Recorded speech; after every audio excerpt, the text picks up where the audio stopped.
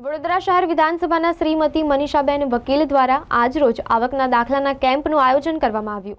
વડોદરા શહેર વિધાનસભાના શ્રીમતી મનીષાબેન વકીલ દ્વારા આજરોજ આવકના દાખલાના કેમ્પનું આયોજન કરવામાં આવ્યું હતું। તેમાં વોર્ડ નંબર 4માં અને વોર્ડ નંબર 5 આ કેમ્પનું આયોજન કરવામાં આવ્યું હતું। વોર્ડ નંબર 4માં માય શાનેન સ્કૂલમાં, એની વોર્ડ 5માં રંગવાટિકા મંદિર વાઘોડિયા રોડ ખાતે કેમ્પનું આયોજન કરવામાં આવ્યું હતું। સાથે સાંસદ હેમાંગભાઈ જોશી સાથે કાઉન્સિલરો ઉપસ્થિત રહ્યા હતા।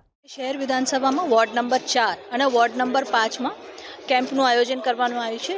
આવકના દાખલાનું કેમ્પનું આયોજન બંને વોર્ડમાં ખૂબ સારી રીતે લોકોને પ્રતિકાર મળી રહ્યો છે। સાથે સાથે જે લોકોને લાભ લેવાના છે અલગ અલગ યોજનાના, એના માટે આવકના દાખલા એક નેસેસિટી હોતી હોય છે।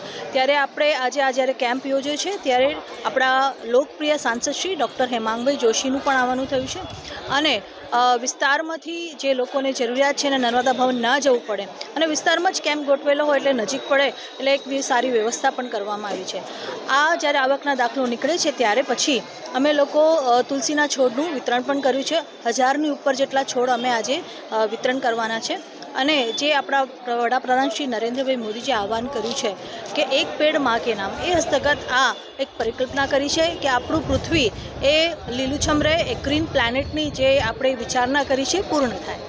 વોર્ડ નંબર 4 તથા વોર્ડ નંબર 5ના તમામ રહેવાસીઓના લાભાર્થે આપણા વડોદરા શહેરવાળી વિધાનસભાના લોકપ્રિય ધારાસભ્ય અને પૂર્વ મંત્રી શ્રીમતી મનીષાબેન વકીલજી દ્વારા આવકના દાખલાના કેમ્પનું આયોજન વોર્ડ નંબર 4 માટે માય શાનેન સ્કૂલ તથા વોર્ડ નંબર 5 માટે રંગવાટિકા ખાતે કરવામાં આવેલું છે।